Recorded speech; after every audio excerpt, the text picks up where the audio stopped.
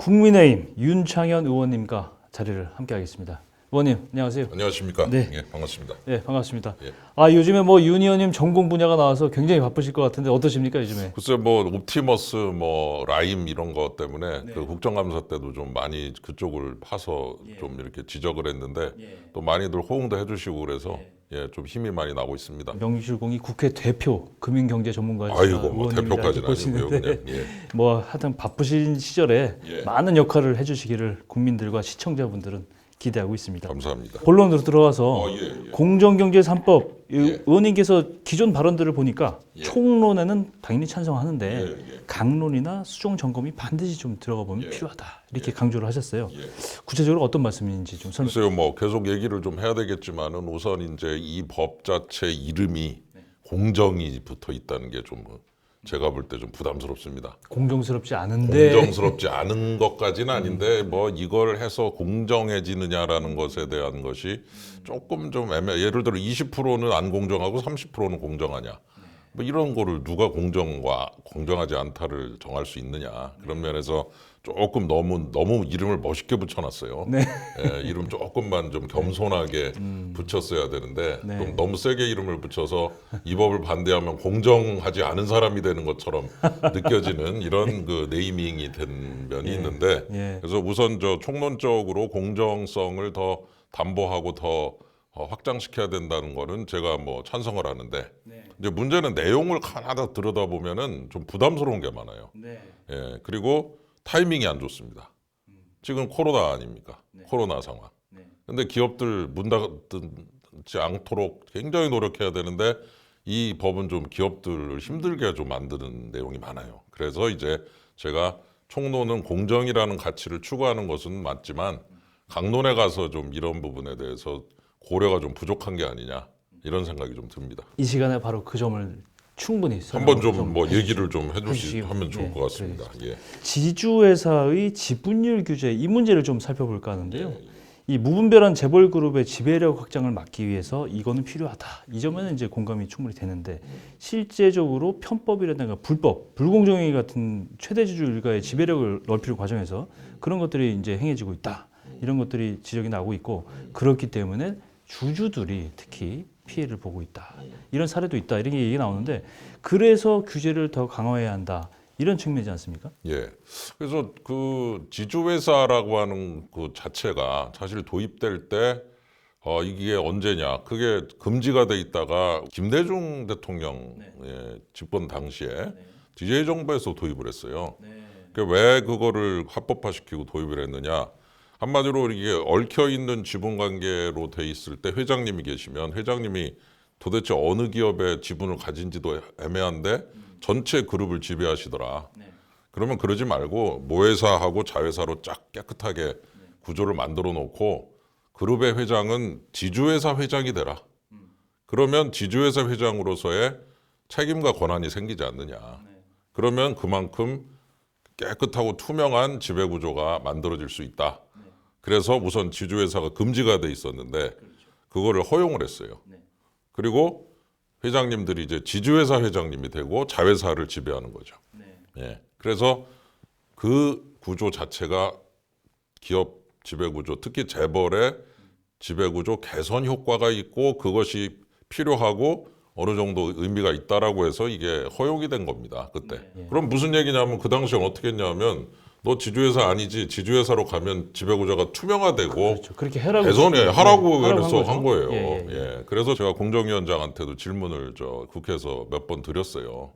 지주회사 구조 한 지 20년쯤 됐는데 이게 지금 지배구조가 개선이 되는 효과와 그렇지 않은 부분에 대해서 제대로 분석을 해봤냐. 그래서 자꾸 분명하게 대답을 안 하길래 서면으로 좀 제출하라. 그랬더니 뭐라고 답변이 왔냐면은 자료가 없어서 안 된다. 이런 식으로.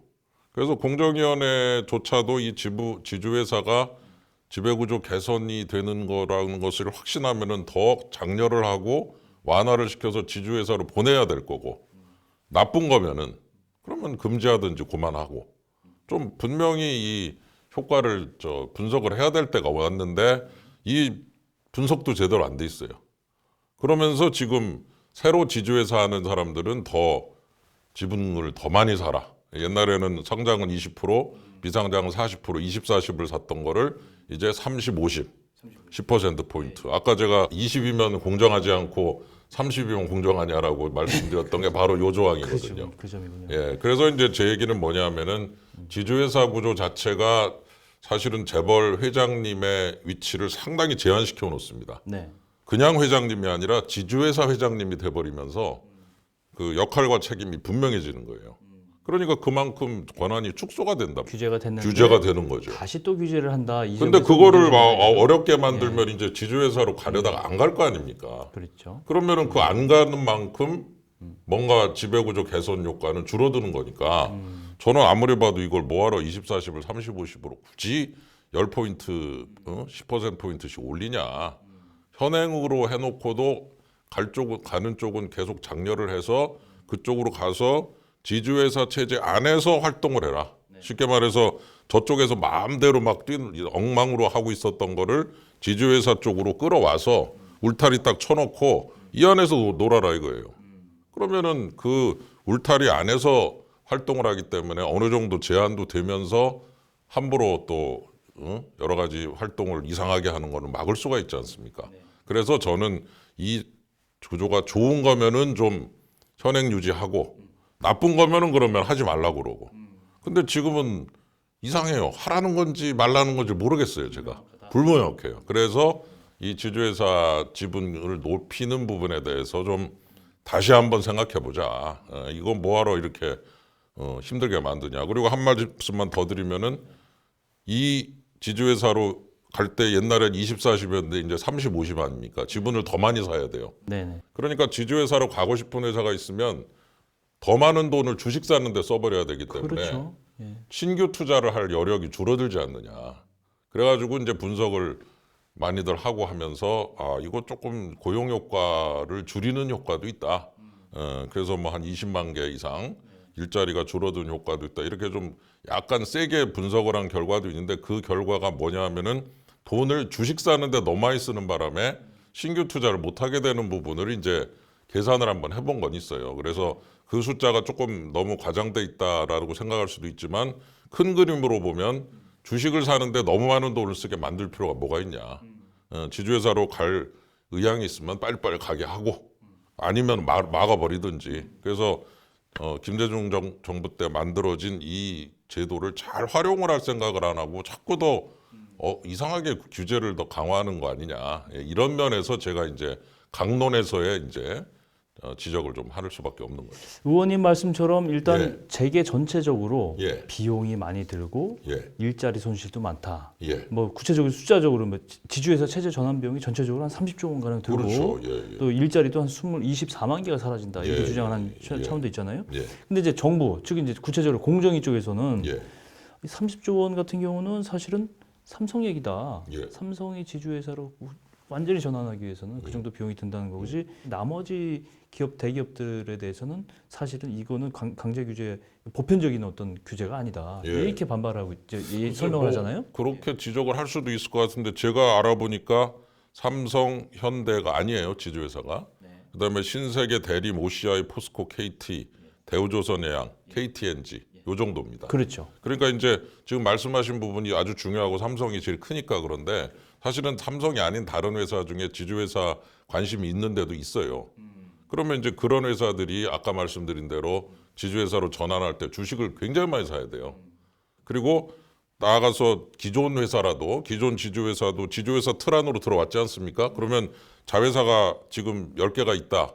그러면 내가 또 새로운 산업에 진출하고 싶다. 그럼 자회사를 11개째 자회사를 사들여야 될 거 아닙니까? 지주회사가.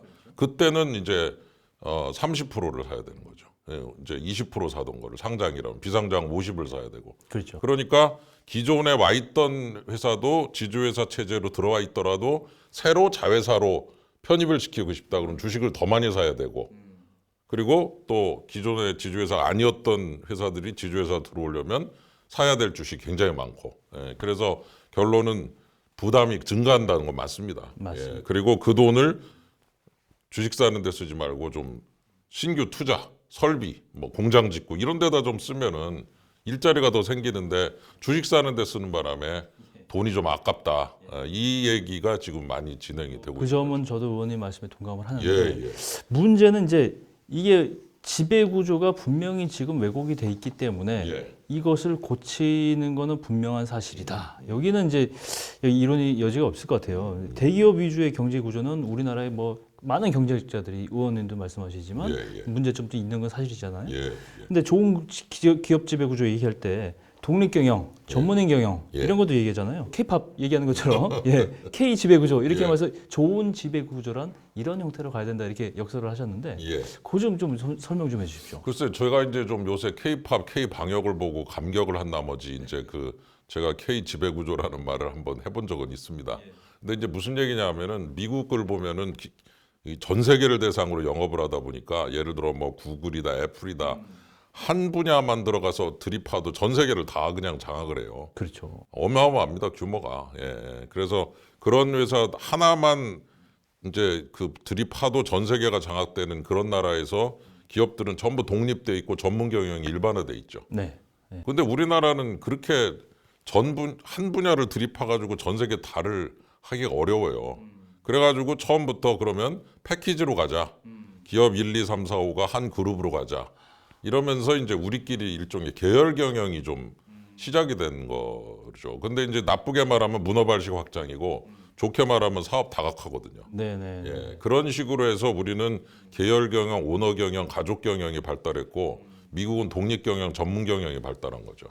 그래서 이제 미국서 공부하신 장하성 실장님, 지금은 대사님이시지만 이분들 미국서 공부하시면서 독립 경영, 전문 경영이 아주 하나의 그 모범 사례다 이렇게 보시고서 한국 와서 우리나라 재벌 기업 보니까 전부 계열돼 있고 그룹으로 돼 있고 오너가 직접 경영하고 이러니까 미국적인 시각으로 보면은 굉장히 좀 안 좋은 것처럼 보이게 돼버려 있는. 그래서 우리나라 재벌 구조에 대해서 아주 비판적으로 많은 문제를 지적하고 실제로도 문제가 있죠. 없다는 게 아니니까. 그러나 저는 순기능과 역기능이 같이 간다고 봅니다. 예를 들어서 오너가 경영하면 좋은 게 뭐냐면 굉장히 빨리 신속하게 결정을 내립니다. 그리고 멀리 내다봅니다. 예를 들어 전문 경영인들은 자기가 3년 임기다 그러면 3년 이상 잘 안 보려고 그럽니다. 근데 제가 그것도 많이 경험을 해봤거든요. 근데 오너 경영자들은 자기가 임기가 따로 없는 거나 마찬가지이기 때문에 10년 후, 20년 후를 내다봐요. 그런 건 장점이거든요. 그래서 반도체 같은 것도 우리나라가 1등, 2등 하는 게 반도체 투자가 굉장히 규모가 크고 신속히 일어나야 되는데 일본 같은 데서 전문 경영으로 가니까 못하더라 이거죠. 근데 우리는 아주 신속한 투자를 굉장히 그 빠르게 하는 그 오너 경영이 있다 보니까 반도체가 세계 1, 2위가 전부 우리나라 아닙니까? 하이닉스하고 삼성하고. 예, 그래서 저는 이런 면에서 이 지배구조, K 지배구조라는 것이 말하자면 우리가 나름 키워온 이 구조가 잘못된 거는 고치되 잘된 거는 좀 살려가지고 우리의 모델로 좀 한번 제시를 해보면 어떠냐. 그래서 전문 경영, 독립 경영은 100점, 우리나라 오너 경영, 계열 경영은 빵점 이게 아니라는 거죠. 지금. 네. 그런 의미로 좋은 계열 경영이 있을 수도 있고 좋은 오너 경영이 있을 수도 있는 거 아니냐. 예, 그런 모델을 한번 우리 나름대로 만들어 볼 수도 있다는 면에서 K 지배 구조를 얘기한 거고 그래서 대기업 지배 구조에 대한 일방적인 그 공격이나 비판을 하기 이전에 장점도 좀 인정하면서 단점을 고쳐가는 이런 자세가 좀 필요하지 않느냐. 조금 너그럽게 보자는 거예요. 우리나라 지배 구조를. 물론 개인적으로 오너 경영자가 잘못하거나 이상한 짓 한 건 당연히 벌 받아야 된다고 보는데 그 기업 예를 들어 삼성이다 그럼 이재용 부회장님을 제외한 그 임직원이 52만 명 있잖아요. 그 50만 명이 다 우리나라 국민들 아닙니까? 예. 그리고 그분들과 같이 사는 가족들 생각하면 3인 가족만 해도 150만 명 아닙니까? 예. 그러면 그런 분들을 생각해서 우리가 이 기업이 잘 되는 방법이 뭐냐 이런 거를 한번 고민하면서 새로운 K 지배 구조를 한번 모색을 해보자. 뭐 그런 얘기니까 좀 이렇게 너그럽게 볼 수 있는 여지도 좀 있는데 우리가 너무 우리 거를 비판적으로만 보는 게 아니냐 좀 그런 생각을 좀 많이 하고 있습니다. 개선점을 찾아볼 수 있을 것이다. 예. 한국형 그룹 지배 구조가 말하자면, 특화될 수 있다. 예, 그렇게 그런 뭐 것들을 한번 좀 생각할 생각해 볼 수 있겠네요. 있다면 이걸 살리는 방법을 좀 예. 한번 또 고민할 수도 있는 거니까 예. 비판적으로만 보는 것보다는 좀 이렇게 좀 너그러운 마음으로 보면서 잘못된 거는 개선해 나가자 이제 이런 얘기죠. 예, 예. 근데 이제 가장 문제가 예. 이제 대기업들이 비판받는 것 중에 예. 중소 중견기업들과 같이 가야 되는데 예. 동반 성장을 해야 되는데 그렇죠. 이것을 못 하고 있다. 특히 이제 부당한 일감 계열사 몰아주기. 그렇죠. 예. 그로 인해 당연히 뭐 사익 편취가 되겠죠. 그렇죠. 그런 것들은 이제 뭐 단기간의 문제가 아니라 계속 이 뭐 지적되었던 그렇죠. 문제고 문제가 지적된다는 얘기는 고쳐지질 않는다는 거예요. 그죠? 뭐 조금씩 나아지곤 있어도 이제 완벽히 없어지죠. 이거를 이제 정부 입장에서는 당연히 좀 뭔가 얘기를 해야 되는데 그다음 질문 이제 실제 이런 일들 사익 편취 일감 몰아주기 때문에 이게 결국은 편법 승계의 통로가 된단 말이죠. 이런 사례도 여러 번 봤었고 그렇죠. 그러다 보니까 대재벌들이 여기에 대한 이득을 보기 때문에 이게 결국은 소비자들 이제 시장 참여자들 국민들의 어떤 손실로 돌아온다 이렇게 볼 수가 있는데 이 규제 강화 당위성이 그래서 필요한 거 아닌가요? 그렇죠. 뭐 그런 데서 이제 규제를 조금 강화하는 건 강론적 차원에서 뭐 가능은 할 거라고 보는데 문제는 이제 일감 몰아주기라고 하는 것도 가만히 보면은 오뚜기 같은 경우가 옛날에 갓뚜기라고 그래가지고 굉장히 저 칭송을 많이 받았는데 보니까 계열사 중에 그 개인 회사가 있잖아요. 총수가 자기 계열 모회사 지분을 가지고 있는데 자기 개인 지분이 있는 회사가 있어서 거기다가 모든 그거를 몰아줘가지고서 그 회사를 통해서 납품이 일어나게 만들어서 자기가 그 이익을 취하더라. 도대체 왜 이렇게 돈이 많이 필요하냐 그랬더니 상속세 내려고 준비하는 거더라 이거죠. 예. 그래서 이제 저는 뭐 내부거래 잘 됐다 전혀 아닙니다. 불법인 거는 당연히 막아야 되고 지금 내부거래 대상을 늘리는 쪽으로 지금 이제 개정안이 마련이 돼 있거든요. 근데 거기에 왜 이렇게 총수가 자기 개인 지분을 가진 회사들을 만들어서 납품을 시키고 해서 이익을 챙기고 있느냐 보면은 그런 것도 상속세가 워낙 높아요.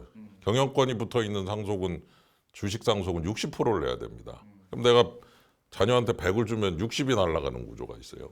되니까 그렇기 때문에 옥죄이기 때문에 다시 방법을 다시 또 이게 악화되는 거예요. 그래서 이제 그런 거를 이제 우리가 다 감안을 하면은 전체 규제를 좀 이렇게 잘 손을 볼 필요가 있다는 것 하나. 그다음에 두 번째 잘못된 그 일감 몰아주기도 있지만 어쩔 수 없는 경우도 있어요. 예를 들어서 뭐 인정을 받는 그런 경우도 있지만 인정을 받는 경우도 있긴 있거든요. 예, 효율성 문제라든가 기밀성 문제. 예를 들어 그 회사의 기밀이 다 빠져나간단 말이에요. 예를 들어 뭐 컴퓨터 관련한 SI 같은 거를 외부에 들어와서 막 하다 보면은 공사를 하고 이러다 보면 비밀이 빠져나갈 수도 있고. 그렇죠. 예. 예. 그래서 삼성전자 같은 경우는 외부 컨설팅 업체를 안 맡깁니다. 컨설팅을. 왜냐하면 컨설팅 업체에다 맡기면은 그 컨설팅 업체가 컨설팅 해주겠다고 와갖고 다 비밀 빼가지고서 딴 데다 다 넘길 수도 있단 말이죠. 그러니까 내부적으로만 이런 거를 하고 있단 말이에요. 그럼 그럴 때 너 왜 컨설팅을 외부에다 왜 안 맡기냐 이렇게 말하는 거랑 똑같거든요. 예, 왜냐하면 세계 최고의 기술을 가진 회사가 남들한테 컨설팅을 맡겼다가는 이 회사가 분명히 이상한 짓을 할 가능성이 높다. 그러면 그럴 때 그것도 일감 몰아주기라고 할 거냐.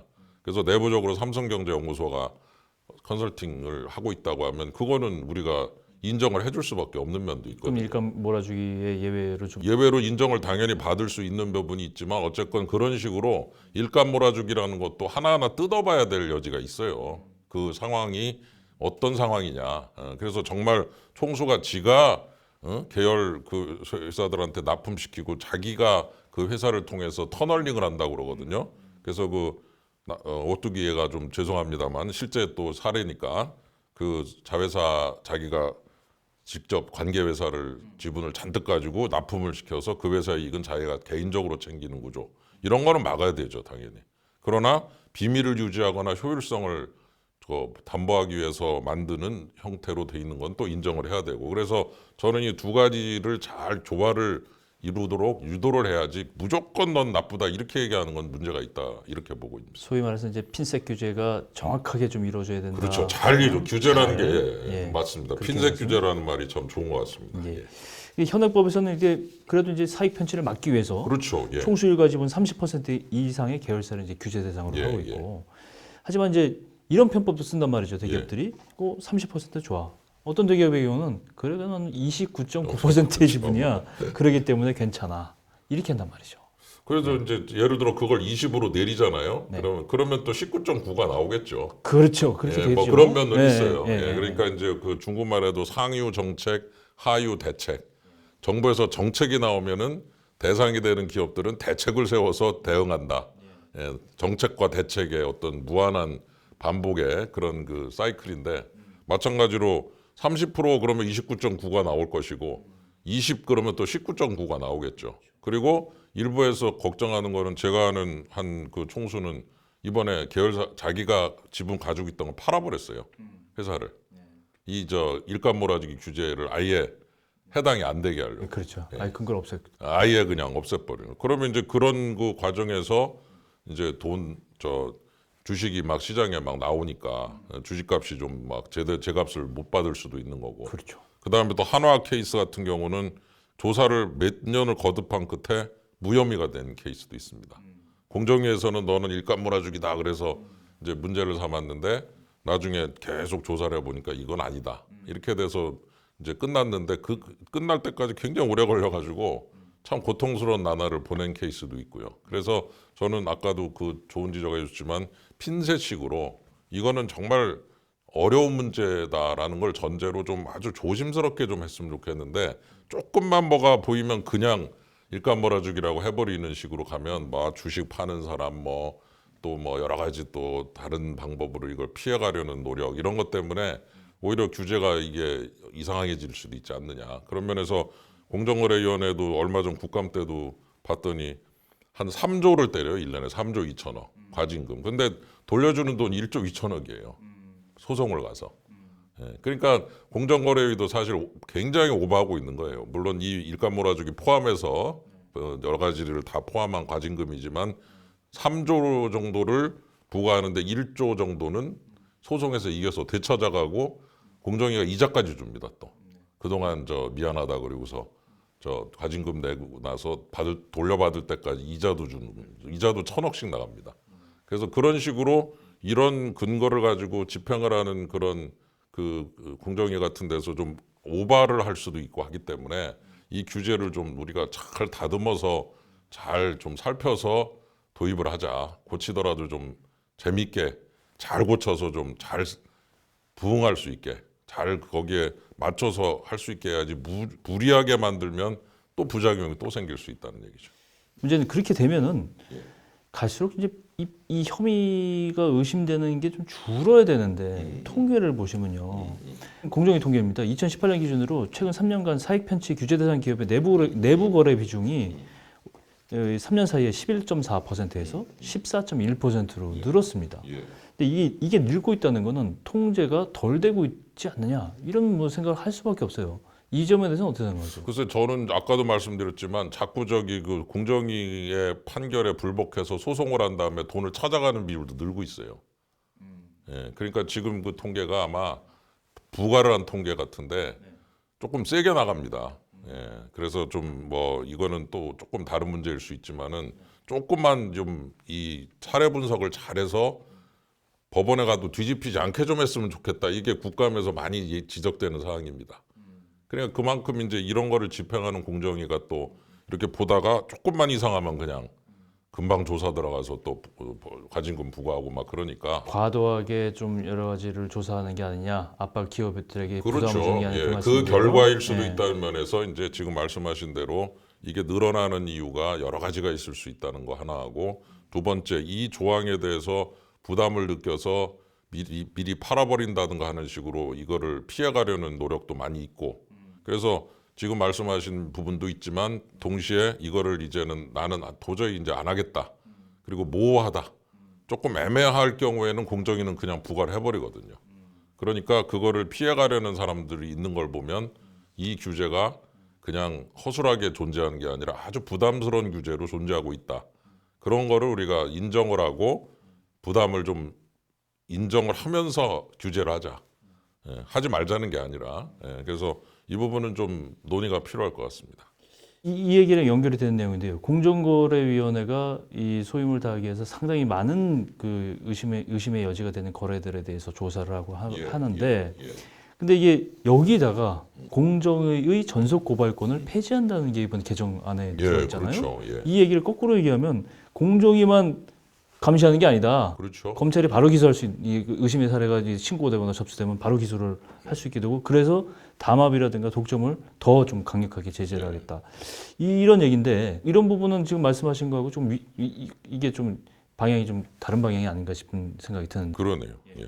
제가 말씀드리고 싶은 거는 이제 왜 그러면은 전속 고발권이라고 하는 것이 있어 왔으며 그리고 그것이 여태까지 폐지가 안 되고 지금까지 있었던 것도 한번 생각해 볼 필요가 있다. 이유는 지금 말씀하신 바로 검찰입니다. 검찰 개혁이라고 하는 단어가 요새 아주 유행하고 있죠. 예. 그러니까 그 검찰을 굉장히 무서워해요, 기업들이. 그래서 이제 예를 들어 공정위를 통해서 들어오면 공정위에서 준 자료를 가지고 수사를 할 거 아닙니까? 그런데 이거는 직접 들어오잖아요. 그럼 이제 공정위가 통해 들어올 때하고 전속고발권이 있으면 공정위 먼저 자기들이 검토를 하고 검찰에 고발하고 검찰이 들어왔다 하고 검찰이 처음부터 들어왔다 하고 똑같지가 않다는 겁니다. 더 좀 표현하자면 공포심이 더 무시무시하는 거죠. 더 제일 무서워하는 게 잘 아시는 별건 수사입니다. 압수수색 쫙 가져가거든요. 예, 그러면 지금 예를 들어 검찰이 공정위 고발 없이 하도록 한 수사 중에 경성 담합이라고 그래서 가격 공급 제한, 시장 분할, 입찰 담합 이런 거는 이제 검찰이 하라는 거예요. 검찰이 먼저 들어올 수 있다. 그럼 이제 이거 가지러 들어와서 쫙 가져가더니 막 뒤져봤는데 별건들이 나올 수가 있겠네요. 그럼 뭐 다른 게 나오는 거죠. 다른 거 이제 나오죠. 다른 게 세무라 탈세 같은 것도 나오고 막 우리나라 원래 검찰이 무시무시한데 그 무시무시한 검찰이 들어와 갖고 A를 잡으러 들어왔는데 A가 없으면 자료 다 뒤져보면 B도 나오고 C도 나오고 D도 나온다. 뭐 솔직히 말은 이렇게 할 수 있죠. 야, 그럼 평소에 잘하지. 잘하면 될 거 아니야라고 우리가 얘기할 수 있는데 그런 얘기하면 되게 야속하죠. 솔직히 말씀드려서 그거 기업이라는 게 뭐 경영하다 보면 별의별 일이 다 있을 수 있는데 우리 정부도 그렇잖아요. 지금 뭐 정부가 100%다 잘하고 있습니까? 아무리 부처들이 열심히 하려고 해도 뭐 자꾸 사고 터지고 그러지 않습니까? 우리 정부도 마찬가지로 기업도 똑같아요. 하다 보면 문제가 막 생길 수 있는데 기업들이 가장 부담스럽게 생각하는 게 검찰이 먼저 들어오는 겁니다. 그러면은 그걸 굳이 그러면 절대로 별건 수사 없어 그런 게 어디 있어요? 들어와서 A를 뒤지러 갔다가 B, C, D 발견되면 딱 발표해버리면 끝나는 거죠, 뭐. 그래서 이제 제 얘기는 뭐냐면 이게 나쁜 짓 하지 말아라. 평소에 착하게 살아라. 이런 말은 우리 다 할 수 있어요. 그러나 아무리 착하게 살려고 해도 100% 그게 잘 안 될 때가 많은데 그런 경우에 이 검찰이 처음부터 들어와서 다 뒤져간다. 이거에 대해서 굉장히 부담을 가지고 있다는 거. 그러면 다 우리 국민들이 일하는 기업들인데 그 기업들이 그렇게 힘들어하고 제발 좀 요건 좀 너무 심하지 않느냐 이렇게 얘기할 때 그러면 그래 그러면 한 번쯤 좀 한번 생각해 보자. 코로나도 있고 여러 가지 상황이 있으니 조금 더 한번 이거를 좀 한번 더 고려해 보자 이렇게 할 수도 있다고 저는 생각을 하는데 이게 이렇게 검찰이 처음부터 급진적이다 이 말씀이시죠. 그거 너무 하잖아요. 검찰이 그냥 들어와서 그냥 다 가져가는 게 그게 공정이고 그 공정거래위원회가 검토를 쭉 해서 요거 경제적인 거를 잘 알잖아요. 공정위가. 예, 그 경제적인 거를 다 해서 1, 2, 3번 딱 리스트 만들어서 검찰에 주는 거하고 그래서 검찰이 들어오는 거하고 완전히 다르죠. 예, 그래서 저는 이 부분에서 고소 남발 문제도 있고 중복 수사 문제도 있고 그다음에 검찰의 별건 수사는 진짜 굉장히 두려운 존재예요, 사실은. 그리고 아마 그런 거를 당해본 분들하고 얘기를 해보면은 참 답답해하고 억울해하는 면이 좀 있어요, 솔직히. 그래서 그런 면에서 좀 이 문제를 어느 정도 좀 정리를 하지 않고 그냥 너 나쁜 짓 했으니까 그냥 검찰이 들어와서 그냥 할 수 있다. 일반 시민단체가 그냥 검찰한테 고발해버리면 검찰이 그냥 들어와서 수사할 수 있는 구조. 이거는 기업하는 분들 입장에서는 너무 부담스럽고 힘든 그런 면이 있다라는 것도 한번 우리가 주목해 볼 필요가 있고 그리고 혹시 들어와서 별거 없이 다 끝났다 할 때도 검찰 수사 들어갔다 하면 주가는 폭락합니다. 상처가 남다 말씀. 어마어마한 상처가 남죠. 예, 그렇기 때문에 시민단체 같은 데서 고발하고 검찰 들어왔다는 거 딱 공시 뜨면은 뭐 그 회사 주가는 뭐 일단은 뭐 떨어진다고 봐야죠. 그래서 이런 거 생각하면 이 형사 처벌 당연히 받아야 되지만 어떻게 처벌할 것인가의 방법론. 지금처럼 처벌해도 조금 아쉬운 면이 있을지 모르지만 조금 더 개선하면 되는데 그거를 검찰이 직접 들어오게 만드는 게 꼭 공정한 거냐. 그리고 우리 그런 검찰개혁 뭐 하라요 또. 지금 우리 정부의 검찰개혁이 솔직히 검찰의 기능을 좀 약간 축소시키는 방향 아닙니까? 너무 그동안 무소불위로 했다고. 이 검찰개혁의 방향하고도 이게 안 맞죠 사실은. 물론 그렇습니다만 제가 뭐 의원님한테 뭐 정면으로 반박하는 것보다 아닙니다. 뭐 그냥 제 의견이니까요. 뭐. 예. 공정위가 수사를 제대로 못하고 있다라기보다는 예. 전속고발권을 폐지해서라도 개혁해야 될 측면이 분명히 있을 거다 이렇게 생각할 수 글쎄 있지 뭐 않습니까? 그거는 뭐 예. 이제 저기 보기 나름이겠지만 저는 지금 공정위가 그렇게 약체가 아니라고 봐요. 지금 공정위만으로도 기업들이 굉장히 부담스러워하고 어려워합니다. 그리고 공정위가 어느 정도냐면 세무조사 같은 거는 뭐 한 달, 두 달이면 끝나는데요. 공정위는 9개월씩 해요. 9개월. 1년씩 막 이렇게. 한번 딱 잡히면요. 그냥 뭐 1년 내내 그냥 그 자료 다 주고 와서 막 다 수준으로 가져가고 전혀 우리나라 공정위가 그렇게 말랑말랑하지가 않아요. 근데 그 공정이 말랑말랑하지 않은 화끈한 공정이 놓고 또 검찰이 또 직접 들어오게 한다. 야, 이거는요. 저는 좀 다시 한번 이런 거를 공정이라고 생각하는 거라면은 저는 지금 공정위원회가 그렇게 간단한 조직은 아니기 때문에 조금 한번 거꾸로 뒤집어 한번 보자. 그런 것도 한번 고려해 달라. 뭐 저도 야당 입장에서 제가 결정한 건 아니지만 조금 심하다라고 하는 거는 조금 좀 약화가 아니라 좀 이 전체적으로 조율을 좀 할 필요는 있지 않느냐. 이제 그런 얘기입니다. 하여튼 어떻게 전개될지는 좀 봐야 되겠습니다. 예. 그다음 넘어가겠습니다. 일단 상법 일부 개정안에서 감사위원 1인 선출, 분리선출 예. 이 문제가 또 이제 핫이슈거든요. 이슈죠. 이제 감사위원 선임 단계에서 예. 대주주의 의결권이 제한되도록 좀 해서 예. 감사위원회 독립성을 확보하자. 이 예. 취지에 대해서는 뭐 다들 공감하실 예. 것 같은데, 예. 근데 이제 일부 기업들, 특히 이제 예. 대기업들에서는 상당히 이 부분에서 반발을 좀 하는 것으로 예. 알려져 있어요. 예. 어떤 점에서 반발을 하게 되고? 글쎄 의도는 참 좋은데요. 너무 심한 면이 있어요. 뭐냐면은 지금은 사회이사를 뽑고 나서 사회이사 중에서 감사위원을 뽑아요. 사회이사 뽑을 때는 지분 제한이 없어요. 그러면 지분 20%하고 3%짜리가 있다 그러면 20%짜리하고 3%짜리는 20만큼 행사하고 3만큼 행사하는데 그리고 나서 뽑히고 나서 그 상황에서 요 이사 중에서 사회이사 중에서 감사위원을 할 때는 대주주 의결권이 3%입니다. 제한돼 있죠. 2단계에서. 예. 사회이사 뽑을 때는 없고 사회이사 중에서 감사위원 뽑을 때는 있고 제한이. 근데 지금 개정안은 뭐냐면 감사위원 될 사회이사를 뽑을 때부터 지분 제한으로 들어간다. 한 명을 딱 놓고.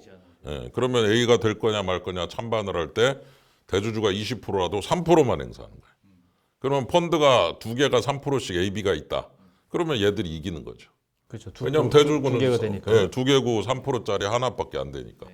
근데 이제 이 감사위원이라는 자리가 지금 우리 기업 지배구조원 같은 데서 모범규진이 나와서 사회이사의 역할과 책임, 감사위원의 역할과 책임 보면 어마어마하거든요. 예, 역할이 큽니다. 자꾸 많은 역할을 부여해서 심판이니까요. 네, 그래서 이제 과거보다 더 많은 역할을 해야 된다. 그래서 이제 그 중에서 제일 중요한 게 외부 회계 법인도 다 정보를 볼 수 있게 이제 감사위원이 다 확인을 하게 돼 있어요. 그래서 외부 회계 법인도 감사위원회에 보고하고요. 그다음에 내부 감사 조직도 감사위원회에 보고하고 그리고 내부 회계 제도도 감사를 해요. 예, 회계 제도도 감사, 정보도 감사, 비리도 감사. 회계도 감사. 예, 어마어마합니다. 그래서 이제 제 얘기는 그렇게 중요한 역할을 하는 사람을 뽑는데 너는 20% 가지고 있어도 3%만 행사해라. 그리고 펀드 두 개가 야 그럼 우리 A로 가자. 그럼 A 딱 집어넣어서 A가 감사위원 겸 사회이사가 돼버리면 그다음에 이제 뭐 자주 부르겠죠. 야 저 그런 것도 좀 가져와 보라 그래. 이 부분이 전 세계에 예가 없습니다. 전 세계 한 번도 다른 나라가 해본 일이 없는 거를 우리가 지금 아주 그냥 좀 너무 무리한다시피 해서 하게 되니까 우리 경총 부회장님께서 축구 11명 뛰어야 되는데 이거 5명 뛰는 거나 똑같다. 이렇게까지 얘기를 하고 계세요, 지금. 5명으로 어떻게 뜁니까? 이 6명이 없어졌는데. 그러니까 이 제도가 가진 이 어떤 잠재적 위험성. 우리는 항상 이 제도를 볼 때 장점과 순기능도 보지만 역기능이라든가 단점도 봐야 되잖아요. 역기능이 굉장히 커질 수가 있어요, 이게. 그래서 만일 어떤 회사 하나라도 그런 식으로 펀드들이 연합군을 형성해서 대주주의 지분을 3%로 무력화시킨 상태에서 감사위원을 자기 편으로 딱 선출을 성공을 하면 그 다음에 그 자기들이 심어놓은 A라는 사람을 통해서 어마어마한 정보와 많은 것들이 빠져나갈 수 있지 않느냐. 그럼 어떻게 막을 거냐. 이런 부분에 대한 장치를 제대로 잘 안 해놓고 그냥 대주주 지분권 약화, 그 다음에 감사위원을 한 명을 그냥 3% 지분만 행사해. 그러면 이거는 헌법에도 위배되고, 두 번째는 지주회사가 20%를 들고 있는 자회사라고 그래도 지주회사가 20%를 행사를 못해요. 3%만 행사하는 거죠. 예, 예. 그 지주회사 뭐하러 만드냐 이거죠. 그래서 이런 그 다른 제도와의 정합성도 좀 있고, 저도 이제 그 감사위원도 해보고 사회사도 해봤는데 권한은 막 굉장히 큰데 그 권한을 이제 행사하는 방법의 문제는 있겠지만 만일 이제 펀드가 아주 작정을 하고서 전문가를 딱 A를 아주 잘하는 사람을 하나 딱 심었다. 그러면 저는 아마 이 제도를 통해서 악용의 사례가 분명히 나올 것이고, 그때 가서 막 악용된 사례들이 나오면 이제 그때 뭐 또 부랴부랴 뭐 이거 뭐 어쩌고 저쩌고 할 가능성이 높지 않느냐. 그래서 미리미리 좀 이런 부분은 너무 심하지 않느냐. 그리고 전 세계 아무도 안 하는데 왜 우리가 먼저 이걸 해야 되는지 도저히 전 잘 모르겠어요. 그리고 지금 재벌 문제도 있지만은 그 재벌 문제가 계속 조금씩 나아지고 있는데 그걸 좀 나아지게 만들어야지 이렇게까지 해서 공포심에 사로잡히게 하면은 어떡하냐. 이런 생각이 듭니다. 옛날에 대우조선해양 봐라. 그 분식회계를 예. 했어도 예. 심판의 역할을 하는 감사위원이 감독만 잘했어도 이런 일은 없을 거 아니냐. 예. 다 짜고 치는 고습이고 한통속이니까 그게 예. 넘어간 거 아니겠느냐. 예. 이 부분에 대한 보완은 어떻게 생각하세요? 글쎄 대우조선이하고 재벌이 아니고요. 얘가 다르죠. 대우는 해체됐고 독립회사였고 그다음에 그 CEO가 아주 그냥 작정을 하고 그 회계를 조작을 했어요. 처음부터. 그래서 그 사회사들 중에 지금 이제 그 배임으로 저기 그 저 고발된 분들도 제가 아는데 뭐 도저히 발견할 수 없는 수준으로 잘 감춰놨어요. 예, 좀 그런 면이 있어요. 그래서 지금 감사위원을 지금처럼 뽑았으면 그러면 대우조선해양이 그럼 그런 일이 안 생겼다. 아유, 전 그렇게 생각하지는 않습니다. 그래서 대우조선해양의 사례는 조금 아주 특수한 사례로 봐야 되고 재벌 구조가 아닌 회사에서 CEO가 아주 작정을 하고 회계장부를 처음부터 좀 조작을 한 측면 그런 부분에 대한 거를 감안을 해야 된다면은 지금처럼 뽑으면 대우조선 사례가 없었을 것이다. 그거는 전 동의할 수가 없고 대우조선해양 케이스는 좀 다르고요. 그리고 감사위원을 어떻게 뽑느냐라는 것하고 그 뽑힌 감사위원이 어떻게 역할을 하느냐를 잘 봐야 되는데 제가 지금 말씀드린 그런 그 악용의 사례의 가능성을 얘기할 때 에이 뭐 그런 일이 뭐가 있어 뭐 이렇게 얘기할 문제는 아니라고 봐요. 왜냐하면은 지난번 그 엘리어트에서도 보면은 사회이사를 갖다가 시도를 했다가 실패했거든요. 근데 보면은 이 사회이사 중에 캐나다 분이 있어요. 맥퀘인이라는 분이 있고 국제수소연료 전지협회 이사회 부회장, 그다음에 류라는 분인데 디지털 차이나 홀딩스 사회이사, 그리고 여기 그 빌슨이라는 분이 있는데 이클립스 항공 대표, CEO 역임. 다 현대차에 손을 들어. 현대차 이분들이 중에 누가 들어가면 아마 누구를 위해서 움직이겠습니까? 이분들이 뭐 현대차 뭐 제대로 알지는 모르지만 그 중에 조금 제가 그 좀 눈여겨본 분이 국제수소연료 전지협회 자동차 기술을 잘하는 분 아니에요. 그러면 예를 들어 헤지펀드가 이분을 저 감사위원 겸 사회이사로 선임하는데 성공했다. 그 다음에 어떤 일이 일어날까요? 엘리어트가 이분을 통해서 저 현대자동차 잘 되도록 네가 가서 열심히 도와줘라 이러겠습니까? 아니면은 야 빨리빨리 저 배당도 좀 올리고 저기 자사주 매입하고 뭐 이런 거 좀 저 정보도 좀 나도 좀 주고 자기의 에이전트로 사용할 거라는 거죠. 그러면은 이런 제도가 만일 있었다면 이분 됐습니다. 지금 우리가 검토하고 있는 개정안이 만일 이미 도입이 됐으면 이 맥현이라는 분이 됐다 이거예요. 그럼 어떻게 됐겠어요? 근데 지금 이 제도가 아직은 이 개정안이 통과가 안 된 상태 옛날 제도였기 때문에 이 세 나올 수 명이 있었다. 부결이 됐단 말이에요. 예, 그래서 이렇게 개인적으로 뭐 이렇게 나쁜 분 뭐 이런 뜻이 아닙니다. 엘리오트가 이 세 명을 선임하는데 성공했더라면 하고 가정을 한번 해보자는 거예요. 그러면은 얼마나 부담스럽겠습니까? 현대자동차가. 근데 반대로 금융업 같은 경우는 지금 예. 그 외국인 지분이 제조업 재벌보다 더 높은 금융회사들도 있고 예. 또 상장 기업들도 외국인 임원들을 고용하고 있는데 금융 분야에서는 그런 일이 일어날 수 금융 있는 거 분야는 아닌가요? 좀 죄송한데요. 좀 다른 얘기인가요? 저기 빼낼 정보가 없어요. 우리나라 금융이 완전히 전 세계에서 볼 때는 좀 죄송한데 뭐 이렇게 위협을 가할 여지도 없고 오히려 우리나라에서 짐 싸갖고 지금 나가는 상황이거든요. 제조업과는 다른 얘기다. 완전히 다른 얘기죠. 우리 현대라든가 삼성은 전 세계 글로벌 1위고 좀 우리 금융은 솔직히 글로벌에서 뭐 80등 뭐 이렇게도 나오고 그래서 한마디로 이제 금융하고 이 제조업은 차원이 다르고 금융 쪽에서는 뭐 신한이나 뭐 KB 지금 시가총액이 14조인데요. 이 카카오뱅크가 40조입니다. 네이버는 50조고. 그래서 우리나라 최고의 대기업 대금융회사의 시가총액이 네이버 3분의 1 수준. 그래서 금융업은 뭐 외국인이 와서 우리나라 금융업의 노하우를 빼가고 이런 거는 뭐 걱정할 필요가 없는데 이 제조업이 문제입니다. 제조업. 예. 그래서 우리 또 뭐 현대 삼성도 있지만 그 밑에 한 시가총액 한 1, 2조짜리들 이런 좋은 회사 많거든요. 예. 그런 회사들은 재벌 체제라고 공격을 하기보다는 좀 보호를 해줘야 되는데 그런 회사들도 지금 다 떨고 있어요. 그러니까 저는 솔직히 조금 우리 현장의 목소리를 우리 여당 정부에서 좀 듣고 야 저렇게까지 비명을 지르는데 좀 너무 아프다고 그러는데 조금만 좀 살살 해보자라는 생각도 좀 해줄 수 있는 것 같은데 왜 이렇게 세게 나오는지 나는 잘 모르겠습니다. 예, 그다음 다중대표 소송제 이 논란이 되고 있는데 이거 좀 얘기를 한번 해보죠. 예. 다중대표 소송제 관련해서는 지금 반대 측은 소송이 남발하거나 외국계 투기 자본이 경영 개입 수단으로 악용할 것이다. 예. 이런 주장을 하고 있고요. 주주들이 피해를 봤을 때 대표 소송을 할 수 있는 감사위원이 제 역할을 못하면 주주들이 피해 보는 건 당연한 얘기잖아요. 다중대표 소송제 이게 어떻게 봐야 됩니까? 글쎄 그 이제 모회사가 상장사일 때 10,000분의 1, 0.01% 지분을 가지면 이제 상장이 안 된 자회사들이 있거든요. 자회사들은 상장이 안 됐으니까 이제 그 주식을 사기가 어렵죠. 근데 자회사들이 모회사의 이익에 반하는 어떤 결정을 했다. 그럴 때 모회사 주주 0.01% 이상의 지분을 가진 모회사 주주가 자회사 이사들한테 소송을 하는 거예요. 니들이 잘못해서 내가 손해봤어. 자회사가 손해봤다. 돈 내놔. 그래서 이제 그 이겼다. 예를 들어 그걸 해서. 그러면 자회사 이사들이 돈을 내는 거예요.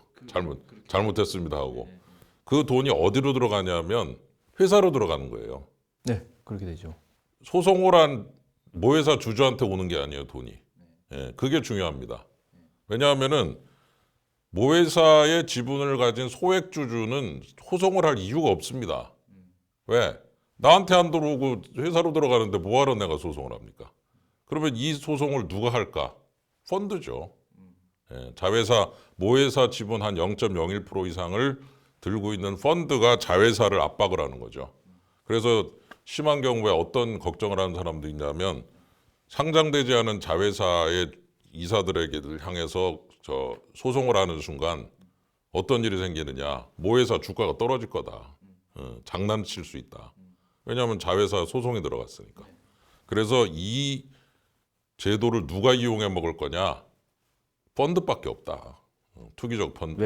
외국계 포함해서. 예, 그냥 이렇게 일반 소액주주는 겉으로는 소액주주를 위하는 제도라고 하는데 이 제도를 이용할 이유도 없다. 왜 자기가 소송 비용 뭐하러 대면서 그 소송을 하겠어요.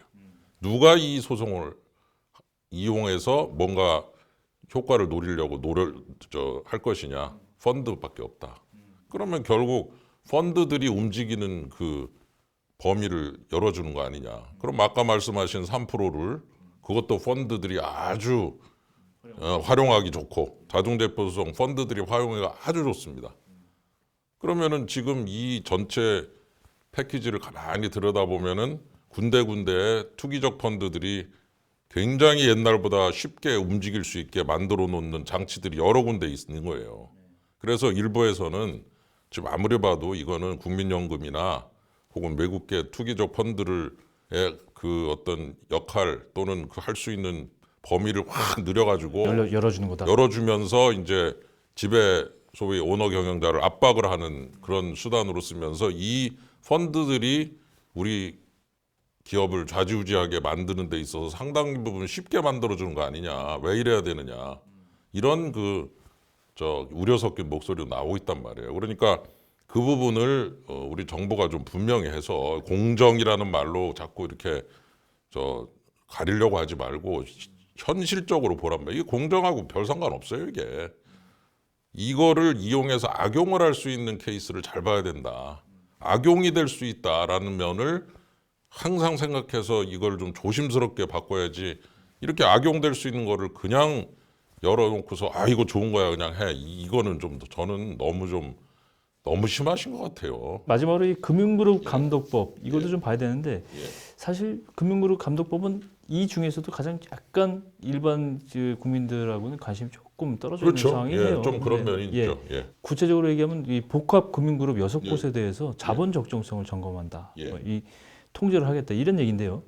일단 뭐 동양사태 예전에 기억하시지 않습니까? 동양사태도 같은 계열사 내에서 금융그룹을 이용해서 막다가 사고가 터지고 그래서 많은 사람들이 손해를 보고 했는데 일단 비금융사로부터 추가 위험을 차단하기 위해서 이걸 만든다 하는데 이 부분에서는 어떤 생각을 갖고 계세요? 그러니까 이제 지금 이제 그 금융 지주로 돼 있지 않은 일반 그 지주회사는 또 자회사를 금융회사를 못 가지게 돼 있어요. 그렇죠. 그래서 뭐 다 팔고 다 끝냈는데 지주회사로 안 놓은 그 그룹들 중에 그 금융사들이 들어있는 데가 있어요. 근데 현대자동차 같은 데는 하나밖에 없어요. 현대캐피탈. 그러니까 별 상관없는데 삼성 같은 데는 많이 있습니다. 그러면 전체 계열사 중에서 그 금융사를 이렇게 동그라미를 딱 쳐가지고 여기에 대해서 이제 대표 회사를 하나 정해서 마치 그 조그만 동그라미 안에 있는 금융사의 삼성생명이 대표 회사가 되겠죠. 그렇죠. 그렇게 해서 이제 그 회사를 중심으로 계열사, 금융사만을 따로 동그라미를 쳐서 통제하겠다.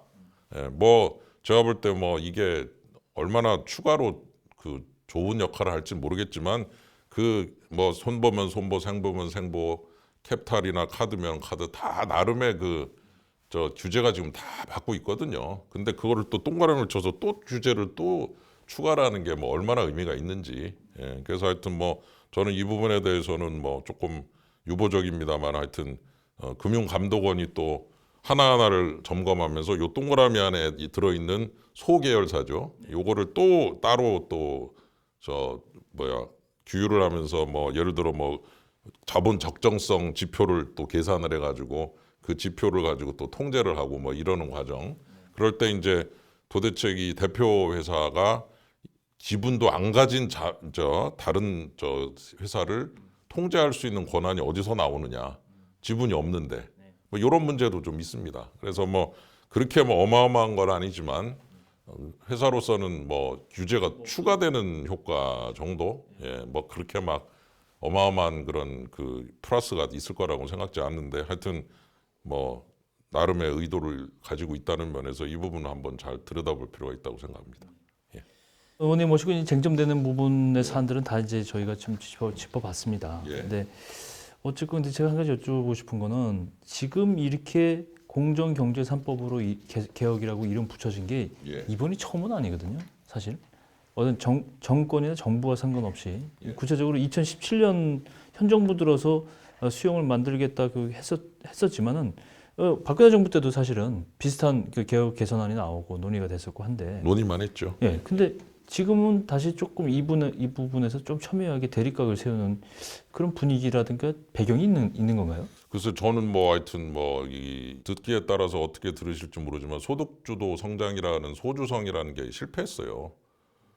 제대로 안 됐어요. 원하는 효과도 안 나오고. 근데 소주성을 이렇게 슬그머니 거두더니 공정하고 뉴딜을 가지고 그냥 밀어붙이더라고요. 그래서 저는 뭐 듣는 분 중에 뭐 그런 것들을 막 싫어하시는 분도 있을지 모르지만 제가 볼 땐 그렇습니다. 소주성이 한 1년, 2년 동안은 그냥 뭐 어디도 저기도 다 소주성 하더니 이게 최저임금 너무 올라가고 자영업 망하고 그러더니 이게 슬그머니 없어지더니 갑자기 공정 나오고 저 뉴딜 나오고 코로나 국면이고 그래서 이제 그런 면에서 이런 국면에서 이거를 가지고 소주성이라 이 빈자리를 이걸로 메꾸는 과정에서 나오는 하나의 화두가 아니냐. 그렇게 이제 그러니까 이렇게 심하게 가지 이거 좀 문제 있다. 왜? 뉴딜 정책이 뭡니까? 경기 부양책입니다. 예. 일자리 만들고 투자 활성화 시키겠다는 거 아닙니까? 공정법 이거 지금 일자리 만들고 투자 활성화 되는 거냐? 반대입니다. 제가 볼 땐 약간 긴축적인 요소가 많아요. 이게. 그리고 아까 말씀드린 지주사 지분 제한 규정 이런 거, 지분을 더 늘리는 거 이런 거는 오히려 신규 투자를 약화시킬 수도 있어요. 그러면 오른손으로 뉴딜 할 때는 경기 부양책, 그다음에 또 공정산법에 들어있는 경기 긴축 정책적 측면, 그다음에 부동산 오르니까 보유세를 막 늘리는데 증세를 하거든요. 세금이 올라가는데 세금 올라간다는 것은 뭐냐? 증세라는 것은 긴축 정책입니다. 이게 부양책이 아닙니다. 부양책은 감세가 부양책이죠. 그러니까 지금 A, B, C를 한번 보시면 A는 저 일자리 만들고 투자 활성화시키겠다고 하면서 B하고 C는 또 거꾸로 가는 거예요, 지금 이게. 그래서 저는 이 부분을 보면서 아, 이게 경제 정책으로서 이게 시행이 됐을 때 A, B, C가 따로 놀고 있다, 지금. 왜냐하면은 세 정책, 세 분야 또는 다른 분야 합쳐서 하나의 방향으로 코로나를 극복하기 위한 투자 활성화, 경기 부양책으로 쫙 가야지. 이거 A는 경기 부양책으로 가면서 뉴딜 이런 거, B 공정, C 뭐 부동산 이쪽은 다 세금 늘리고 또 이런 부담을 늘리는 이런 쪽으로 가면 이 A가 원하는 정책, A에서 만든 효과가 B, C에서 오히려 반감이 되지 않겠느냐. 그래서 큰 그림으로 볼 때 A, B, C가 좀 같이 갔으면 좋겠다. 그러려면은 이 공정 이 부분도 조금은 좀 완화시키거나 유예시키거나 보완을 좀 해서 그렇게 해서 좀 A, B, C가 같이 쫙 가면은 금방 좋아질 텐데 왜 그렇게 A, B, C를 따로 가게 만드는지. 그래서 도대체 경제 정책의 조율 기능, 경제 정책을 조화시켜서 한 방향으로 쫙 이렇게 조화가 돼서 이 일관성 있게 가는 측면이 좀 부족하지 않느냐. 이제 그런 부분이 좀 굉장히 아쉬워요. 그래서 지금 말씀하신 대로 왜 이렇게 좀 세게 하는 것 같나라는 부분에 대한 대답을 제가 나름대로 드리면서 이 정책들이 서로 좀 조화를 이루고 일관성을 추구할 수 있게 좀 이렇게 다듬었으면 참 좋겠다. 좀 그런 그 생각을 좀 하게 됩니다. 짧지 않은 시간 의원님 설명을 들으니까 이 야당이 지적하는 부분에 대해서 충분히 좀 납득할 수 있었고 이해를 좀 하는 시간이 됐습니다. 예, 지금까지 국민의힘 윤창현 의원님 오늘 함께해 주셔서 고맙습니다. 네, 감사합니다. 감사합니다.